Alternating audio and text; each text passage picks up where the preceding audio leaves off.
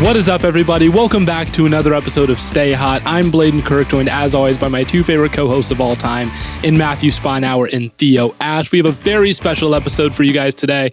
We are joined today by the co-host of the biggest and best fantasy football show in the world, the Fantasy Footballers, and he's the voice of the Next Gen Stats commercials. Very warm welcome to the Stay Hot podcast, Mr. Mike Wright, the fantasy hitman. I appreciate that. Former voice, they moved on to these new super lame commercials this year, but yeah, we had that for a season. You can still have the glory. Oh, it's still on the resume. I appreciate you guys having me on.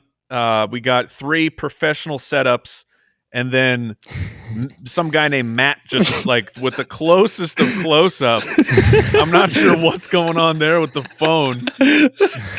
Yeah, I had to join from the phone. I'm having some internet problems ever since I've come back after being gone for a couple of weeks. You got your phone like right over here, really. I mean, do you guys want something like this? Is that preferable? No, man. Oh, can you put the phone? No. Go lower. I figure it. Lower.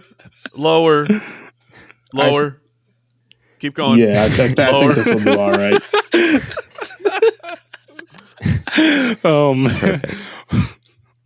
Well, I think the way that we've structured this is basically, we have a few guys that we have, different opinions on as far as like value goes, when it comes to fantasy, some people that we think are really good deals and some people that we might disagree on when it comes to who you think are really good. Sure. So I think that's kind of the way we're going to go about this. And Theo, I don't know if you want to start us off because I know you have, a lot of the big names. Well, the thing I wanted to intro with and kind of my idea of bringing you on the pod is because like last year I played, we were in a fantasy league with a bunch of people and my strategy was just like, I'm going to take screw situations, screw target rates. I'm not looking at any of that. The cream will rise to the top. Like players I think are good football players will create it will be undeniable. They will be forced to get opportunity and they will put up numbers. So that's how I ended with the receiving core that was like Michael Thomas and Odell Beckham and so not good. And so not good. Basically, I was starting. So this year there are more players that I really like because I'm more of a film guy and I'm not a huge fantasy guy. So I've got my list of some players that I really like from a film perspective, but I want to run them by you and see if they're like worth drafting from like a fantasy perspective. So the first guy on my list is Rashaad Penny in Seattle. I think something clicked with him at the end of last year when he was averaging like 150 yards per carry. I thought his vision and patience was phenomenal. Big back with good breakaway speed. And I know that he broke off multiple like long runs towards the end of last year, but they drafted Kenneth Walker and Chris Carson might come back from his like neck plate deal. Do you think that Penny will be a good fantasy value or am I just overrating like what I like to see on film? Penny he's very difficult, number one. So I agree with that the situation is very murky of going back. Like, okay, try to remember the whole story for Rashaad Penny. He was a first-round pick, which was at the time pretty surprising for everyone, especially when it looked like the Seahawks had found just an absolute diamond in the rough with Chris Carson. I mean, he started to, show some things and they rewarded that with, no, we're going to take a running back here in the first round when our team is just a sinking ship, just loaded with holes. One of them is not running back. So it was a very confusing pick at the time, which, I mean, we know that Pete Carroll, very, very high T offense of having essentially a first ballot Hall of Fame quarterback that they like restrain, which is just like, that's the strangest thing ever. A guy who will go into the Hall of Fame, and you're like, no, we got to keep those pass attempts down and run the ball more. Just very, very strange stuff. I think that the drafting of Kenneth Walker is more so just like it's setting up the future. And I think Chris Carson I don't think he's coming back. And I think that the Seattle Seahawks, they have to be proactive and prepared that is a possibility. Like we have an injury guy, a certified PT on our staff, and he's like also super worried about Chris Carson returning from this injury. I mean, that isn't like give it enough time. Like, I mean, right. you come back with that injury, you take a bad shot, and your life is now different than like it is altered in a very negative way. So should you really come back and play football? But so anyway, so back to Penny, where he was a league winner, was absolutely sensational, was just ripping off nonstop 20+ yard runs. His ADP versus Ken Walker, as he is, I believe he wants to go by Ken Walker. So please respect the man and Ken. It's so bizarre that we as the fantasy community almost always go for the rookies. This is what we do. Historic rates on the rookies doing well. That's why I was in on Javonte over Melvin Gordon last year, which turned into mostly to a moot point because they both were great for fantasy. But the expectation right now of people drafting and people putting money on the line, because we're still in the off season of people who are drafting right now are the hardcore fantasy players, the people who are joining big money tournaments on Underdog and doing best ball.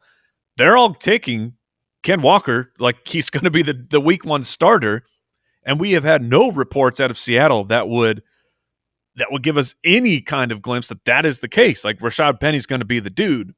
The harder part for me with Rashaad Penny, not the ADP discrepancy, is wild. It's Drew Lock and Geno Smith, because while they were the dominant run heavy team, a defense still has to respect the fact that they're going to run, get into a hole, and then Russell Wilson's going to bail them out. They don't have Russell Wilson to bail them out anymore. When they run on 1st and 2nd down, it's 3rd and long. You're going to go to Drew Lock or you're going to go to Geno Smith. Now, I know Pete Carroll's doing his best to convince us that Drew Lock is a great quarterback. The Denver Broncos beg to differ. And I think that the wide receiver core from the Denver Broncos would also beg to differ that Drew Lock is a good quarterback. So he is absolutely a value, because I see him as a starting running back that will get the ball a ton. I mean, if Rashaad Penny will see 13+ touches a week, but it comes down to the offense. Can the offense actually move without Russell Wilson? It's a really fun experiment that the rest of us get to watch. I'm sorry for the Seattle Seahawks fans that have to be a part of the experiment, not by choice. Like that could be a really bad situation. But as far as touches, which you want touches, and you want touches from a talented running back, getting those in like the 7th or 8th round where he's going is absurd. Good. So my team won't suck this year. Wonderful. Well, I didn't say that. I just said I agree with Penny. One player won't suck for you this year. What I'm hearing is Rashaad Penny is going to carry me. Another one that I've got is my 40 chess move is Julio Jones. I think that he is going to be on a week 1 roster.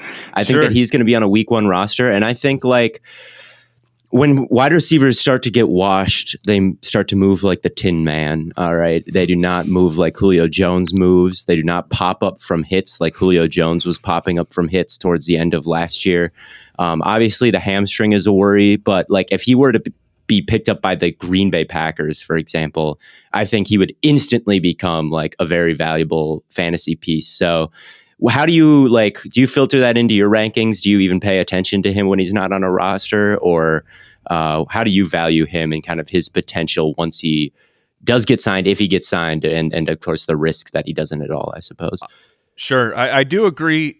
I think he'll end up on a team. I mean, we're about to hit training camp, and that's unfortunately like the worst part of the year because everyone's super hyped for football. And that's when all the injuries start just pouring out of guys you thought you could count on, and they're just gone for the season before the season even starts. So I do think the chance of him getting onto a roster, it's pretty good. But you look back over the last couple years, 10 games for the Titans, 9 games for the Falcons before that, and he's 33 and a half years old.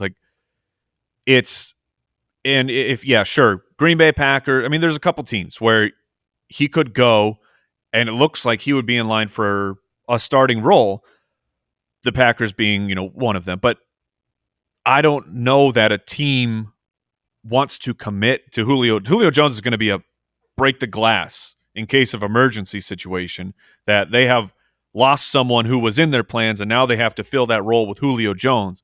So he's not in my plans as in like for redraft leagues, which you're not drafting those a ton of those right now. But I see people taking him with their last pick on underdog and things like that. And I think it's worth the gamble, because if Julio hits and Julio has any juice left, then he'll be far more valuable than any of the scrubs that you're taking in the whatever 18th round or wherever it is back then. But it's very high risk that Julio Jones, I mean, I think he'll be on a roster, but what kind of impact can he have? I don't think any teams at this point are counting on him. The path from not on a team to high workload is a tough one. One guy that we've been really high on this podcast last year until injuries got him was J.K. Dobbins. And now he's, I mean, there were some weird reports today even about the injury stuff. I don't know if you saw that. I did. What are your thoughts on him going into this next year? Because if he's healthy, he could be ridiculous behind that offensive line and in that running game. He was going to be very difficult just this past year before the injury happened, because his rookie year, he was so unbelievably efficient. Like, watching them, he had juice. Mark Ingram was trapped in the mud, and you're like, give the ball to J.K. Dobbins, and he's ripping off all these long touchdowns. So, of course, he's going to be the guy because Mark Ingram gets traded away and his ADP starts to go up. But you know that Dobbins and the Ravens, like, they don't throw the ball to the running back position that much. It's an outcome of Lamar Jackson, the way he plays quarterback. Like, why would you check it down if you're Lamar if you can go run and you know that you're going to rip off an 8-yard run that you break one tackle and all of a sudden you got a huge chunk play? So I don't blame Lamar for that play style, but it's something that you have to reckon with when you're playing fantasy football. So his ADP got a little bit out of control, then the unfortunate knee injury before the season even starts. What sucks for fantasy football, then, is the guy got hurt, and things for his career are much larger than fantasy football, but we don't get great information all the time because the report comes out, J.K. Dobbins tore his ACL. That sucks. He's out for the year. We totally understand that. We know the timeline of an ACL. You guys can come back from that. But that's if it's a clean ACL tear. And that's it. There's no more damage. And we hadn't gotten reports yet that there was a lot of extra damage. Now, over the last couple months, more information starting to come out about Dobbins, and it was not just a clean ACL tear. It was a major knee injury. And so the stuff you're talking about of today has been pretty funny, of Ian Rappaport from the NFL. He has a source, and he says, I don't think Dobbins is going to be ready for week 1, which the people in the medical community of fantasy football that's kind of been the drumbeat of what's been happening with us too, is we didn't know about the other injuries with the ACL. The timeline doesn't match up for Dobbins here. That doesn't seem like a guy who's going to be ready week 1. Dobbins gets really mad online, starts going after Ian Rappaport. Then on the McAfee show, they had Rappaport on, and then there's just, if you haven't seen this clip of Pat doing an overreaction of the tweets, it's really funny, really tongue-in-cheek. But I'm not counting on J.K. Dobbins. Dobbins is counting on himself. Right. Okay, I get it. If I were you, I would probably be saying the same stuff. I am not counting on him. Where it gets very difficult for us, though, is the team was counting on J.K. Dobbins. They lost both Dobbins, Gus Edwards, and all Justice Hill was there as well. He was in the ACL abominations that were happening for the Ravens. But they didn't really do anything. I mean, you added Beatty in like the 4th or 5th round. I can't remember off the top of my head. But they weren't, like, they didn't make a move in the offseason. They didn't bring in a vet to stabilize things while they wait for Dobbins. They didn't spend a high draft capital pick on a running back because with their actions, are saying that Dobbins is coming back. So this is a real contentious situation of everything the team has done says that Dobbins will be ready, but everybody who is in a medical field is saying that Dobbins will not be ready for week 1. So where he is going right now and has been, I've been way out. I'm way too scared. I don't think even if Dobbins is ready week 1, he's still week 1 after that massive knee injury. And guys just aren't ready for a while. Even after just a clean ACL, they're not really ready to go for a month or so. So I've been out on Dobbins where he's going in drafts. Yeah, we read a love report. Dobbins as we love his game. Yeah, we do love his. Oh, absolutely. I mean, Theo always describes him as like Nick Chubb, like Nick Chubb 2.0, and just like in a terms of smaller like his version? balance. He's like a little. Yeah. He's like a little. Like if a you go tiny back Nick and Chubb. this is really high praise, but if you go back and watch like Barry Sanders runs, Whoa. like he's just this little. No, I'm not saying he's like Barry Sanders. I've said this before about like CeeDee Lamb and Jerry Rice, where if it's just like if you look at the body type and just kind of like look at the way Jerry Rice plays football. Sure. It's like CeeDee Lamb is like discount, like Jerry Rice in terms of like body type and the way they play and the way they win. Same thing with like Barry. Like you look at the little dude just like running around like a million steps and just like this little ball of muscle bouncing off people with crazy balance. Like J.K. Dobbins, seriously, of all the because Derrick Henry is not like Barry Sanders. Jonathan Taylor is not like Barry Sanders. Like right. J.K. Dobbins, I think, is just. He reminded me a little bit of like kind of that Barry Sanders, like little ball of muscle running around type of player. This is not me saying he's as good as Barry Sanders, folks. No, that is exactly what Theo is saying. But when I watch Barry Sanders, I'm like, who in the league most reminds me of this? I'm like, could it be J.K. Dobbins? I think. I love it. Ken Walker's another one. Dobbins was my second favorite guy in that draft class, and then behind who else was there? Let's see, what year was that? Now I got to remember. That was the Swift year. Was that Taylor? Yes. Yes, yep. Taylor was. Okay, so it would have been as well. Yeah. Oh, freaking Kansas City screwed everything up. Yeah, so it was like Taylor, Dobbins, Swift was my order. And that at the time that was a pretty hot take that I liked Dobbins. So draft Twitter loved DeAndre Swift. Which is not wrong. He's a good player, but Dobbins looked like a cannonball to me. Yeah, just so fast instantly. I hope he gets right. I hope he gets right. I hope he's healthy too, man. But we play a different game based on their game, and I think he's too expensive in the draft right now. Fair enough. Well, speaking of kind of balls of muscle at running back, I'm a bit of a Browns fan, brother. Here. Phrasing. It'll do well on TikTok. Don't worry about it. So I'm a big Browns fan, and I always tend to bring up the Browns on the podcast. I've said before, I think Nick Chubb has strong potential to be Offensive Player of the Year, especially if Deshaun Watson misses large parts of the season. I think the Browns will just lean naturally on probably their best offensive player in Nick Chubb. And do you think he could end up pushing like top 3 running back potential with that kind of a workload? The difficult thing for Nick Chubb is like of all the fantasy football is not real NFL, and like the people who are like, well, I need the fantasy to look as close to the real NFL, like it's not going to happen. And you have outliers, guys like Nick Chubb, who I agree with you. Like in my opinion, Nick Chubb is one of the best running backs in football right now. He is absolutely dominant. But for fantasy football, he doesn't catch passes, so he'll always be in this certain range, and it sucks. Like makes me nauseous to have to just keep repeating this stuff about Nick Chubb over and over. Of like, you put Nick Chubb somewhere where they're going to check the ball down to him, 40 plus times, Nick Chubb will be in the top 5 easily. But for him to make it into top 3 for running backs this year, it would be all on the back of touchdowns.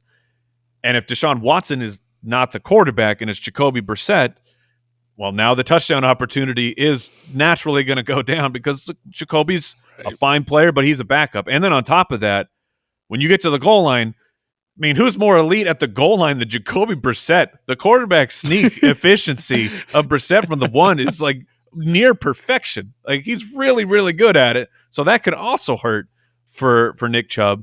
And he splits time with Kareem because Kareem Hunt's still an excellent running back as well. So I'm with your take that Nick Chubb is fantastic. There's too many things have to go right. I mean, Nick Chubb has to score 16 plus rushing touchdowns to make up for not catching the ball. Oh yeah, and I don't think it can't. Look, that can't happen. Freaky stuff happens with touchdowns every once in a while.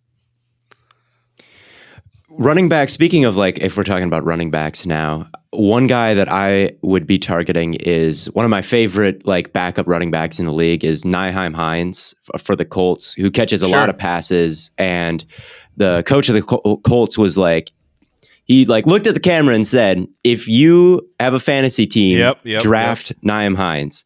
And I remember the person that a coach said that about last year was Mike Williams. Mike Williams, the offensive coordinator for the Chargers, was like, people were like, this offense, or he directly said, this offense targets the X receiver a lot. That's where we're going to put Mike Williams, draft him in fantasy. He like directly said that in an interview. And Mike Williams obviously was fantastic last year. So he's someone that I love Hines' talent. I think that he's got one of the best jump cuts in the league and like home run speed. He catches everything. I saw that one touchdown celebration he did where he did like a quadruple backflip. So that's the kind of athleticism that he has. But even though the coach is saying this, it's like, he did. Just look at the stuff that he did, like in his touchdown celebration. Scout the touchdown celebration, and you'll see just what he can do on the field. Actual NFL analysis, or just how good of a gymnast they are. After that's grinding. The actual touchdown. The actual touchdown he scored was pretty athletic too. So to do that after like he ran like 30 yards was pretty incredible. But anyway, what do you think about him? And because it's also dicey to draft Jonathan Taylor's backup, right? But Jonathan Taylor is someone who had a lot of tread off the tires in college and just got a huge workload last year, led the league in carries. NFL teams aren't dumb. They know that they can wear these running backs out if they just give them 400 plus carries, touches all the time. So I think that they're going to try to maybe lean off Taylor just a little bit and involve Nyheim Hynes a little bit more. And I think that'll be a good sneaky pickup for people, and especially in PPR leagues. Yeah, if you're in a PPR situation, I don't mind taking the shot on him. Like the best case scenario though for him would be what happened 2 years ago. And they had Phillip Rivers. They had a statue of a quarterback who historically, and like a long history of this, like Phillip Rivers, when the good, smart quarterback, when the rush is coming, he just checks it down to his running back. And that turned into 76 targets for Hynes in 2020. And Hynes, on the back of a bunch of receptions and some pretty nice touchdown luck, he ended up with 7 on the year. He was running back 20, despite being on the field for 36% of the snaps. That was when, they hadn't fully committed to Taylor. Matt got hurt in week 1, and then like the usage of Taylor was a little bit bizarre. But I bring that up because Matt Ryan, similar type of quarterback to Phillip Rivers, he's not going to wow you with, juking a rusher coming off the edge and making this incredible move. No, he makes a smart decision and he checks it down. Like historically, we have a ton of fantasy running backs for Matt Ryan because they catch a lot of passes on top of all the other stuff that Matt Ryan does. So I'm actually bullish that I think Jonathan Taylor can surpass his targets from this past year. Hynes had 57, which is, pretty funny because of Hynes 57. Let's make it a good catch-up joke there, fellas. But no. We're laughing on the I'm laughing on the inside. You can laugh out loud. It's okay. But anyways, I don't know if Carson Wentz. Put that on the TikTok. TikTok loves ketchup jokes. Yeah, they are always blowing up for us. That's right. But Carson Wentz, he doesn't want to throw it to the running back. He wants to extend the play. He wants to find someone down the field. A decent amount of volume for the running backs, compared to what we've seen from him. But the changeover from Wentz to Matt Ryan, I think, is a really big deal. The thing to be careful for is how much playing time is Hynes going to get. We're right now, our editor, Kyle the Borgogan, he's doing this like deep dive on third down and third down touches, because in the fantasy community, we make a huge deal out of, he's only a 2-down guy. He won't be on the field for third down, so he won't be catching any passes. Go look at these running backs who are third down running backs, and how many touches they're actually getting on third down and like receptions and things. It's like Tony Pollard. I don't remember the number off the top of my head, so don't quote me, but it was like 1 a game. And it's like, well, it makes sense, right? If you're like, third down, you're going to want to get it past the sticks. Like, exactly. I think there's only five quarterbacks in the league, and I think it's Mills is 1. I think Goff is 1. Dalton was 1. I can't remember, but it was like the murderer's row of mid quarterbacks. Those were the only ones whose like average depth of target on third down was short of the sticks. Was short of the chains? Like 5. Yeah, it was only like 5 of the 38. Yeah, it was exactly who you'd expect. I bet Big Ben was 1 or something like that. But that makes complete sense to me. And we get like enamored because every once in a while you'll see a game where a team goes in the 2-minute drill, and the running back will catch like 3 passes in a row. And that sticks out to you because then that running back, this is like an Chase outlier Edmonds. Of a game. And sure. And so like you just get, you get overcommitted to this. Well, he's a first and second down running back, not realizing a lot of times on first and second down, they are the check down and like they get designed receptions for them and things like that. But anyways, this is a really long explanation to say that because of Matt Ryan, I think Hynes is interesting at the end of your draft, and you could get him at the end of your draft. An unfortunate thing for him is I don't see if Jonathan Taylor unfortunately misses time, I don't see them turning to Hynes and saying, well, this is your backfield now, and then you're like, yeah, top 12 numbers from Hynes.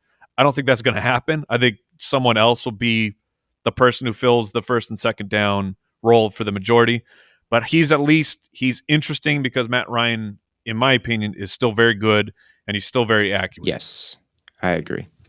Moving on to Matt, do you have any running backs? I don't have any running backs, but we could talk about some receivers instead. But what about more running backs? You must name one. No. Well, 5 more. I'm a big Kenneth Walker guy, and we already talked about him. So okay. I figure we can go to receivers. As a Panthers fan, Blaine, you already plugged the Browns player, so I'm plugging a Panthers player. I think DJ Moore is a guy who's got a high floor, maybe a lower ceiling, but I like him a lot. He's in more of a situation. I mean, it can only go up as far as his situation goes. It can go lateral. It can go always lateral. A direction. I actually I think Baker has at least a decent deep ball. I think that'll help a little bit. I think the offense is marginally improved. They were just overall a disaster last year, and even then, Moore looked all right. And maybe Moore is just always going to be one of those guys who is scoring like 5 touchdowns, 4 touchdowns a year. But even then, he finished as a top 20 receiver, and he's being drafted as like the 18th receiver right now. So, yeah, so he is very difficult. I agree that Baker, to me, is an upgrade. I think Baker is a starting quarterback. Sam Darnold is not.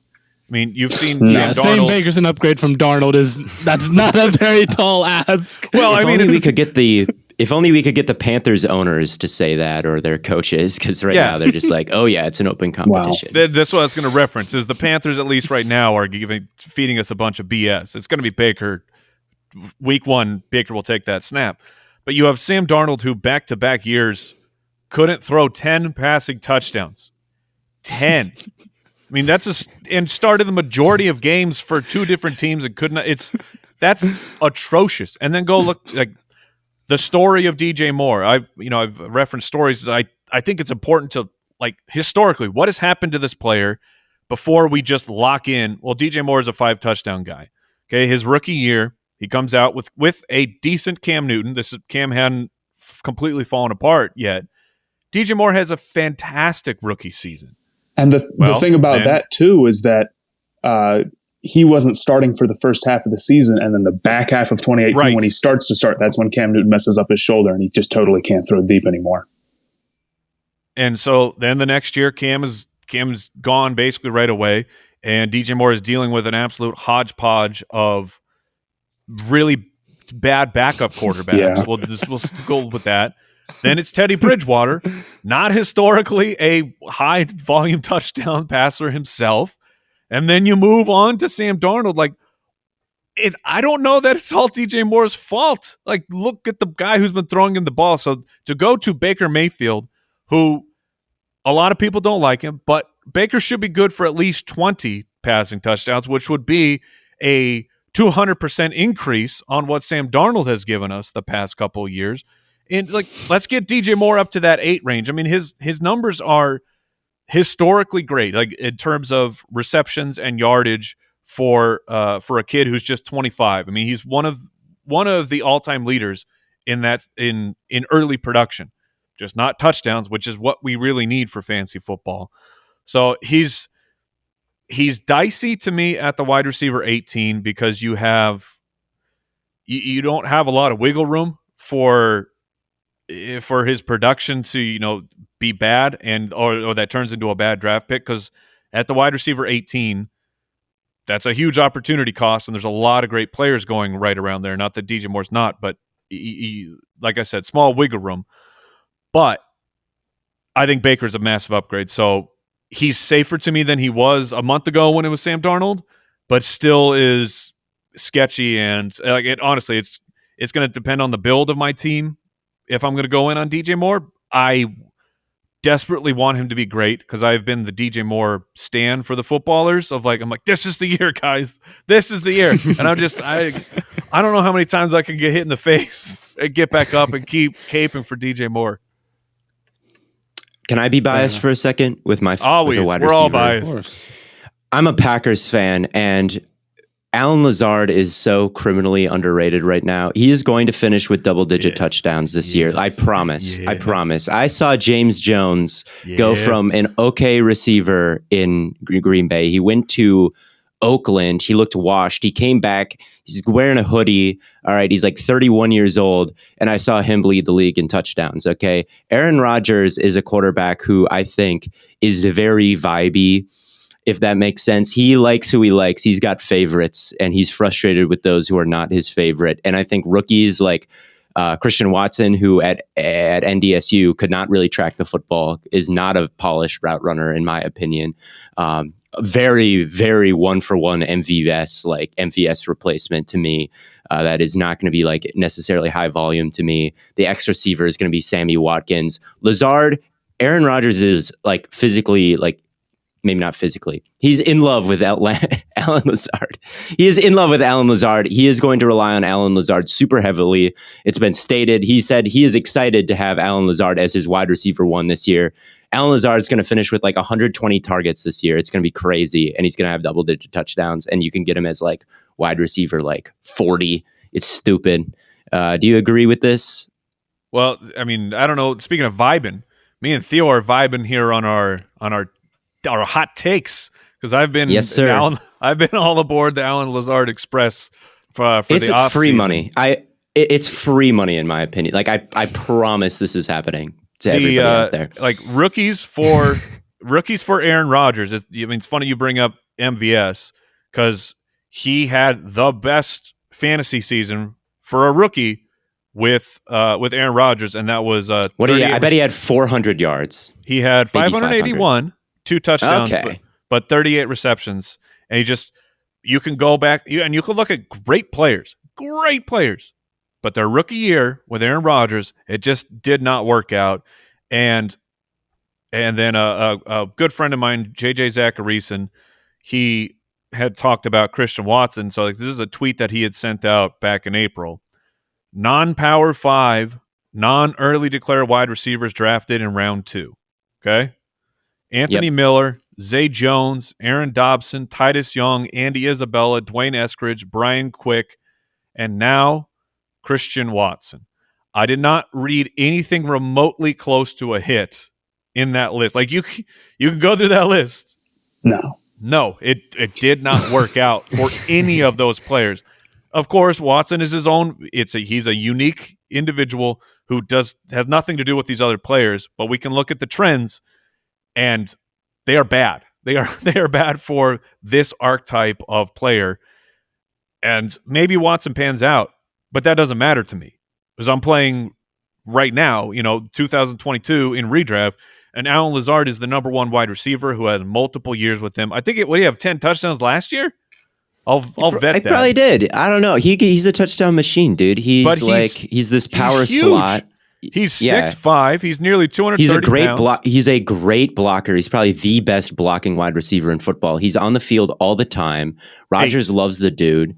8 touchdowns. Yeah, that's fine. And he's probably had 8 or 7 or 8 before too. I don't know. He's someone that is going to have double-digit touchdowns this year. If he has like, he's going to have double-digit touchdowns. That's all I can say. It's like drafting James Conner last year. It's just like I thought James Conner was a guy that I was pretty high on last year, despite my, draft all the really good football players that are injury prone and have like bad situations. James Conner was the one where I hit on.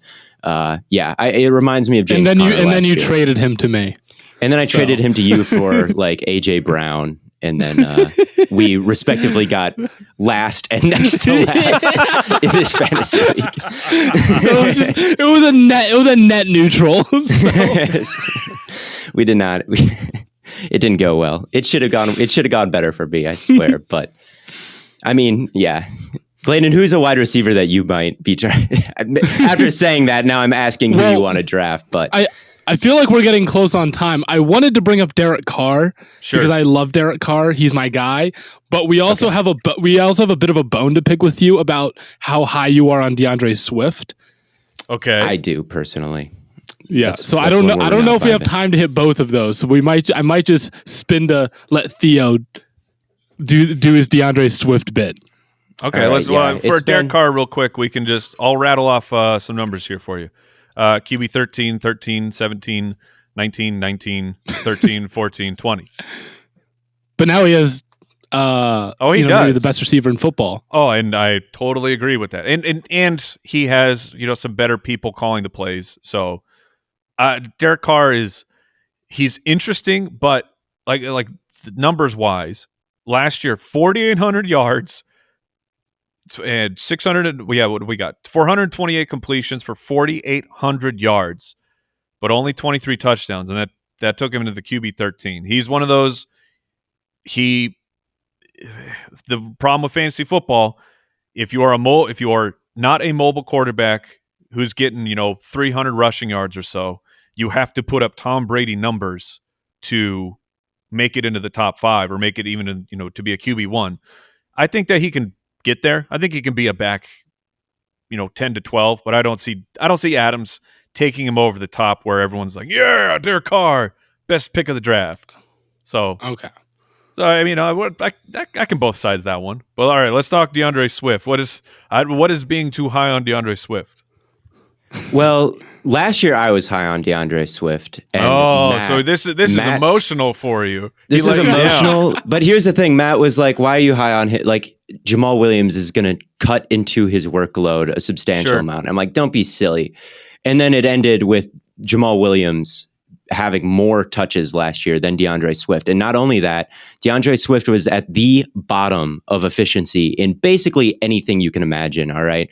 Zone runs, like gap runs, anything after, when everything is blocked perfectly, when there's a blown block creating after that, bottom. DeAndre Swift had 28 first downs last year. Compared to I think it's 43 or 44, something like that for Jamal Williams, and was just, his vision was bad. And I think that he just in general was way too hesitant behind the line of scrimmage, and Jamal Williams was just the more efficient runner for them. And I think that's why, and he had more touches this year. I guess he's a young player, so he can get better in that area, but Jamal Williams is still there. And I just don't see things. I think DeAndre Swift, if he continues to be that inefficient, people are just going to look like the coaching staff is just going to get sick of it and say, you're not picking up first downs. You're not keeping us ahead of schedule. Yes, the big plays are nice and some of these splash plays are nice, but especially Dan Campbell is a guy who might be give me the guy who's a little bit more steady here. So when you see I think he could just get phased out of I'm legitimately concerned about DeAndre Swift getting phased out and being irrelevant, seriously. And I think if he doesn't shape up, that is a legitimate possibility for him. And that's kind of where I'm at with him. When I see Josh Jacobs getting drafted way below him when he finished above him last year, and I don't think anything has monumentally changed about either of their positions, then I'm like, I don't know if I can stomach drafting DeAndre Swift that high when I think that he got outtouched by Jamal Williams. Well, I know that he got outtouched by Jamal Williams last year, and just in general, don't love that offense. Don't think it's going to be moving like up and down the field, scoring a ton of touchdowns with Jared Goff. To have him at like running back, you know, a borderline top 5 running back in fantasy, there are other guys I'd rather have. Yeah, that's my whole spiel. No, I don't mind that take. I mean, the phased out, that's spicy. That's a lot. I don't know if I'd say it's going to happen, but I'm worried that I feel people like will be like, what? Emotionally, what just him? like you just snowballed yourself down the hill of like, I kind of don't like DeAndre Swift. He's gonna be kicked off the team. He's gonna be cut. He's a surprise training camp cup. Just got to turn it up a notch. Yeah, it's just like that Bears, or was not the Bears, the Jets receiver. Last year. Do I like Denzel Mims? Yeah, Denzel Mims. He's been killing it, man. I really like him coming out of the draft. I had him in Dynasty. It's not working out. Is he still on your Is he still on your Dynasty team? He may. It's pretty big rosters. I haven't made my cuts yet, so he might be, but his time has come, I'm afraid. All right. So this number one, I'll say, like Jamal Williams is good. I think he's a fantastic running back. Jamal Williams is who. Last year, I wanted Arizona to pick him up and be Chase Edmonds and Jamal Williams. And I mean, that didn't happen. And then, James Conner came in. Yeah. James Conner has a fantastic year. It really comes down to I don't care how good he is behind the line. Like, I mean, I care in terms of will the coaches get sick of it? Because my opinion on a running back's talent is completely surpassed by what the coaches believe. Because I've seen tons of running backs just work nonstop. You're like, this guy is an absolute bum. He is not helping the offense. You have a much better player on the bench, but they keep going over and over and over to the bad player. Like one time that's the case was when Jamal Williams actually and Aaron Jones. And Jamal Williams wasn't a bum, but early they drafted them both in the same year. Yeah, and Aaron Jamal Jones Williams was, ahead. I thought, so clearly better than Jamal Williams. And Mike McCarthy would just never get away from Jamal Williams. I was like, please, Aaron Jones. He's like averaging like 5.5 yards per carry. But Jamal Williams, I think when the Browns kept giving the ball to Carlos Hyde instead of Nick Chubb. Oh, that took like half a season. Oh, that was atrocious. That was so painful. But that's the point. These coaches, they like who they like. And then for Swift, it's not the amount of touches, it's receptions. You have 26 receptions for Jamal Williams, and then in 13 games played, DeAndre Swift went to 62. He had 46 as a rookie. So 2 years in the NFL, has finished as a top 20 running back both times, only appeared in 13 games at both of those, which you would hope it'd be a bit more. You can't expect a running back to play all 16 or all 17 now. That's just, if you do, you count your blessings. But if you can get 14 to 15, then you should be very happy for that. And he's a go-to, really important part of this offense. I know they've added pieces. DJ Chark is like not really that fascinating for fantasy football, but he's interesting for the Lions. And with the draft pick of Jameson Williams, like, is he going to be ready? This is another one of those things where the injury, we just do not have enough information about the injury to know if he is going to be an impact part of this offense to start the year. Meanwhile, DeAndre Swift will. And like a pass-catching running back for a team that's going to be losing and has to go high tempo and get things going, those guys always get a bunch of dump-off passes. It just on first and second and third. So I'm very interested in Swift. He is... I get it. I get being concerned about the rushing ability because that's what I saw too. But I had Jamal Williams on my team last year, and so when DeAndre Swift was getting goal line, you're both emotional, just in different ways. Yes, absolutely. I love Jamal, and like he was carrying me for a while, and when Swift would steal the touchdowns, it was very upsetting.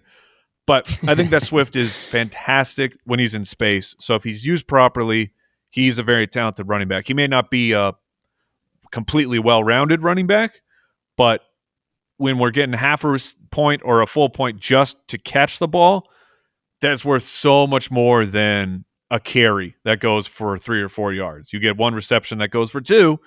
I still have more points there. Yeah, true. Fair enough. Well, I think that pretty much wraps up our time. I know you have to go record your podcast, so we will let you go. Thank you so much for joining us. This has been an absolute pleasure to have you. Tell us, where, of course, can we reach you at FF Hitman, I assume, on Twitter. Yes, and then, Twitter and Instagram. I'm told the fantasy footballers are on TikTok. I'm aged out, man. I'm at the point where I've aged out of tech. You comment on my stuff all the time. See? Because you directly. How could you forget? He's like, yes, I do. Because we got people who know more than me about that. But no, you guys are like clearly doing something right, because you caught our attention enough that, you slowed down the giant, and I had to come jump on with the young guns here and have a good time. So I appreciate that. But yeah, FF Hitman on Twitter, Instagram, and thefantasyfootballers.com you'll find all of our podcasts and rankings and stuff there. Awesome. Thank you again so much. It's been an absolute pleasure having you. Appreciate it, boys. Have a good one. We'd like to thank Mike so much for coming on. That was a great segment. I have a question though for Matt about fantasy. Have you made any other moves in your dynasty league, or have you named your team? How did that end up? I didn't name it. I'm not naming it. It's franchise 23, baby. I do that with franchise. I think that naming your fantasy football team is a little immature. It's a little immature. Is it bad luck? Is it bad luck? It's also bad luck, yes. And you're jinxing your team. So I think you should keep it as the preset no matter what. Like on Yahoo. Yeah, whatever. On Yahoo, like it would be like Matt's marvelous team or whatever, or Theo's terrific team. That's what it's staying as. I might even Blaiden's take out brilliant there. Team. That's the one time maybe you can change. Take it out. Team. Yeah, Matt's too creative. It's just a bit silly, no. But I don't know. I think that people overdo the like puns about fantasy like players, because now it's like a trend. No. Our fantasy teams were literally album names. That was cool. Yeah, I think if you've got something creative, you do it. But when I don't, and I usually don't, I just leave it, and I think that's funny. So many people like try hard to make it like, oh, how can we make DeAndre Swift a pun, and we will name the team that. Like, don't force it if you can't think of anything. And then half the time people can't think of any time, and they just go with like, this. Yeah. What was yours, Theo? What was yours last year? Oh, I don't even remember. Mine was My Beautiful Dark Twisted Fantasy. Yes. Matt's was Gore. Mine was Gore. Mine was just with the Igor album cover, the Tyler the Creator Igor, but just Frank Gore as the guy. And then what was mine? Mine was Call Me If You Get Mossed with Randy Moss. Right. Call Me If which You Get was Mossed. Good. And I think they were all good. They were all good. I think they were all good. But anyway, I was just wondering, because we were talking about that a lot when we were in LA. I got Ken Walker. I got George Kittle. I just picked up Boston Scott for a little bit. Because I have Miles Sanders, I figured why not. And I got Trayvon Walker. But I haven't been super, super aggressive this offseason. You're tanking. Fair enough. I'm not tanking at all. Honestly, I'm not. I'm actually contending. He just traded for George Kittle. He's not tanking. Yeah, I thought I got some value on that. But there's so many things that go on in like the league. There's so many different ways to play it that sometimes can get a little bit confusing. So I try not to overplay my hand per se. Fair enough. Okay. What? I was just wondering, like, how long have you had that league? Like, how long have you been in that? And it's 30. It's how many players are in 32? There's 28 teams. Okay. And there's 2 copies of each player. And it's Dynasty. Yeah. Have you ever tanked? Have you ever like just written off a season in that league and been like... My basketball Dynasty league, yeah. I decided. I got the 18th pick, and I'm just tanking. There's no way. But it's worked out really, really well. So Okay. Fair enough. Well, you've been watching the Hornets too much. I'm afraid. Well, Just kidding. The Hornets' problem is that they don't tank enough, I fear. But yeah. True. That is true. Yeah. Anyway. We have one more segment for you guys. We're going to do a keep trade cut from our chalkboard. But before we get into that keep trade cut, I just want to remind you all to go join the chalkboard. If you want to submit a question of the week, if you want to, have us do a rank it, if you want to give us keep trade cut stuff, or just talk to us about whatever's going on in the world of sports, Chalkboard is the place to do just that. Chalkboard is a great line of communication from us to you guys, so we can really help grow this community together and build this podcast. Plus, Chalkboard does have a ton of cool features like live box scores, so you can talk with us about a game while following along within the app. And by far, I think one of the coolest features is the live bet tracking, so you can see the bets that we are giving, as well as everyone else in the group is making, and how they perform. Of course, we love Chalkboard. We know you guys will too. Make sure you click the link in the bio of our YouTube, or in the description of our YouTube, or in the bio of all of our social platforms, and go ahead and join the Stay Hot Chalkboard chat. So let's hop into this keep trade cut. We have a few that we're going to go through. I think we can start with receivers, since that's kind of where we ended with Mike, and DJ Moore, Terry McLaurin, and T. Higgins. And this is for fantasy, of course. We've got an Ohio State guy, a Panther, and T. Higgins. What's wrong with T. Higgins, Matt? He sucks. God, he is. I'm starting to see him creep up into top 10 wide receiver conversations. Wait, top 10 like regular or fantasy? Regular. I can get behind that. What has happened, dude? What the hell did T. Higgins do? He's nice. It's not that. I wasn't high on T. Higgins coming out of college either, but bro, he just catches everything. I don't care. He catches everything. Theo, how many receivers do you watch that just attack the football at the catch point better than T. Higgins? Like how many Evans. are like? I think that there's a couple. D-Hop. It's like Mike Evans, D-Hop. I do think like the baby D-Hop comparisons are like slightly fair with him, but I wouldn't put him in a top 10 overall wide receivers list. I think he's close to that though. Like I don't think there's 15 guys better than him. I might put him in top 15. There's 30. What? For everyone wondering, Matt's just saying this because he hates Clemson. Yeah. He really is. He really is not a top 10 wide receiver, though. That really is not a good take, in my opinion. But, man, this is I think even from a fantasy perspective, though, he might be the guy to cut here. No, just because of the lack of amount of targets. I'd probably go McLaurin 1, DJ Moore 2, T. Higgins 3. I think I might go T. Higgins 1 here. I don't know. Whoa. Look, from a fantasy football perspective, we're talking from a fantasy perspective. Yes. I think that, how high did T. Higgins finish last year? He was quite good. Yeah. Where do you think? He was quite good. Where do you think? I think that he finished top. I think that he finished above DJ Moore, and I think way above Terry McLaurin, I would guess. In PPR, right? Half PPR or standard? I would say probably let's go with half PPR. Right. Because that would put him, DJ Moore was 19, T. Higgins was 22, and then... Oh, it was close. Yeah. Okay. I can't find And then McLaurin's way down there because he didn't catch any touchdowns last year. Not his fault. He's actually at 25. So, okay. Knowing this, if DJ Moore finished above T. Higgins last year, he'll probably finish above T. Higgins again this year, correct? Yes. Yes. With Baker throwing to him instead of Darnold, absolutely.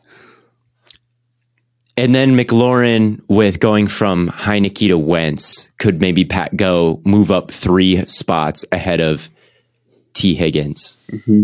correct. That's not stupid to say. Although T. Higgins did play 14 games and DJ Moore and Terry He wouldn't have McLaurin caught played any 17. passes in the three he missed. Yes, he would have. No, he wouldn't have. Yes, he would have. No. Look, Burrow is substantially better than Wentz and Baker even still. And T. Higgins finished with like very close to the exact same amount of targets that Jamar Chase got last year. And I think like replicating that, and if he like stays healthier, I suppose, and doesn't miss those games, I think that you could say that he would move up a couple notches. And I think they all could move up a couple notches because of like quarterback situations and maybe health. So I don't know. I'm just going to go with the opposite of Matt to be a jerk. Like, you're really cutting DJ Moore here. Big meanie. I'm going to, yeah. Damn. Take sucks. I don't know. Damn. Look, DJ Moore, Baker, look how Baker did Odell, man. Like, I don't know. So I'll cut DJ Moore. I'll start T. Higgins, and I'll have McLaurin in the middle. Yeah, that's what I'll say, just to be annoying. I think I disagree with the Odell point. I'm afraid I haven't. I would start Terry. I would start Terry McLaurin. That dude also catches everything. And then I think I would bench DJ Moore and cut T. Higgins. Yeah. I fear. All right. Well, in a fantasy football stay hot league, I know that I won't have to worry about you guys stealing T. Higgins from me, so that's good. But I might steal T. Higgins just to piss you off now, though. Yeah. All right. Well, I mean, I'm gonna draft him just to bench him the whole year. The Clemson punishment. That's just next level. I'll draft Alshon Jeffrey instead and start. Is he even still? Where is he? No, he's probably out in California relaxing in the beach. I'll draft Deebo Samuel and start a real South Carolina legend. Okay. Fair enough. All right, one more start trade cut or keep trade cut before we get out of here. Aaron Jones, Saquon Barkley, Leonard Fournette. Keep me away from Leonard Fournette, bro. That guy, apparently he weighs 260 pounds right now, okay? Dude's on that Eddie Lacy diet. That dude's on that... Hey, Eddie Lacy's a legend. He's got that edge rusher like weight right now. I don't like Leonard Fournette. I'll be honest. I always thought that Ronald Jones was noticeably a better rusher than Leonard Fournette. The problem with Ronald Jones is he kept fucking up, fumbling and dropping passes. And Bruce Arians was an unforgiving coach and just sent him straight to the bench. But I truly think Ronald Jones was a more gifted running back than Leonard Fournette. So I'm not a Leonard Fournette fan for stealing all of Ronald Jones' touches. And then he's coming in fat as shit, I guess, for a running back. Not 260 pounds. I'm sure he's actually in pretty good shape compared to a normal person. But for a running back, just not keep me away from him. Saquon, the offensive line sucks. I'm cutting both of them. And I'm starting the legend Aaron Jones, who has no discernible weaknesses in his game, and is a Packer. Actually, I'm benching Saquon. I'm cutting Fournette though. I'm literally Rashaad White is an Arizona. Where do you think Fournette finished last year in fantasy? Probably 8th or 7th or 8th. Yeah, and you're cutting him because he got a little bit stronger. I'm cutting him because they picked up Rashaad White. Rashaad White, the third-round draft pick out of Arizona State, who is a great... brother. He is a great receiving back. Okay. Got the one cut, put his foot in the ground. It's good vision, sees the hole, puts his foot in the ground, and goes. All right. That's kind of the style of running back he is. He has good receiving upside, I think. He's got home run speed for his size, pretty good contact balance. I mean, he was a really, really good running back for ASU. I watched him all the time. I know this. All right. I would rather start a in-shape Rashaad White than a 260-pound Leonard Fournette. And I think the only reason he was a workhorse in the first place was because Ronald Jones kept fumbling. I think if Ronald Jones had better hands, that would never ever happen. That 7th place finish for Leonard Fournette. So now that they've got a talented running back behind him, and Bruce Arians is gone, who I guess just had all the scorn in the world for any running back not named Leonard Fournette. I think Leonard Fournette is I don't think he's actually that guy. I'm cutting him. Saquon, I'm benching, and then I'm starting Aaron Jones. Give me Aaron Jones. I agree with you there. But I'm benching Leonard Fournette, dog. I'm he's still kicking really Saquon to the. He's still going to get some nice I'm kicking touchdown Saquon touches. to the curb, bro. That offense is. I think Fournette will slim down. I really think that athletes are pretty good at that. So it's a little bit concerning that maybe he's that heavy, but I think the cut's going to go crazy. Then it's really not going to be a big problem. He's going to do one of those TikTok videos where it's like he was in his bulking phase and now he's going to look at this. Look at where you can't see it. You trying to he's huge, dude. Great. Look how big he is. Have you ever seen Adrian Peterson show up to camp like this? No good player has ever. I've seen Kelvin Benjamin show up to camp like that. What happened to him? What happened to him after that? I've seen Eddie Lacy show up to camp like this. What happened to him after that? All right, like good athletes who are locked in do not let their bodies get like this, man. I'm telling you, like I'm not interested in Leonard Fournette, but I will say once they get him in the backfield and Vita Vea on the goal line, weighing a combined like 700 pounds, then we're starting to cook. Hey, I don't care if Leonard Fournette weighs 400 pounds, bro. At least his like bones aren't made of glass like Saquon. So Saquon had a freak injury. Some dude like rolled into his ankle. He'll be all right. He'll be all right. I probably still have Fournette at 2 and then Saquon at 3. I just don't trust the injury stuff with Saquon. Yeah. Jones at 1 for sure, and then Fournette I guess is a little bit more wishy-washy with the weight stuff now, but he can still be very good. Yeah. Yep. But right. That's fine. That's all, folks. That's the Stay Hot Podcast. As always, tons and tons of content coming away on all platforms. We will be back Monday. Yeah, Monday to talk AFC West. Once again, big thanks to Mike Wright for coming on the podcast. Yes. It has been an absolute pleasure to Do you think he's ever all... Never mind. No, what? Never mind. I was just wondering why his name is Hitman. I was like, do you think he was a hitman? But that's not a funny joke. Maybe he probably not. If he was, he probably wouldn't advertise it. No, no, it was a stupid joke. I caught myself. Or maybe he's just like hiding in plain sight. I don't know. But as always, tons of content coming on all platforms. And from Corn Boy, Bird Boy, and Lemon Boy, the Stay Hot crew. We'll catch you all on the flippity flop.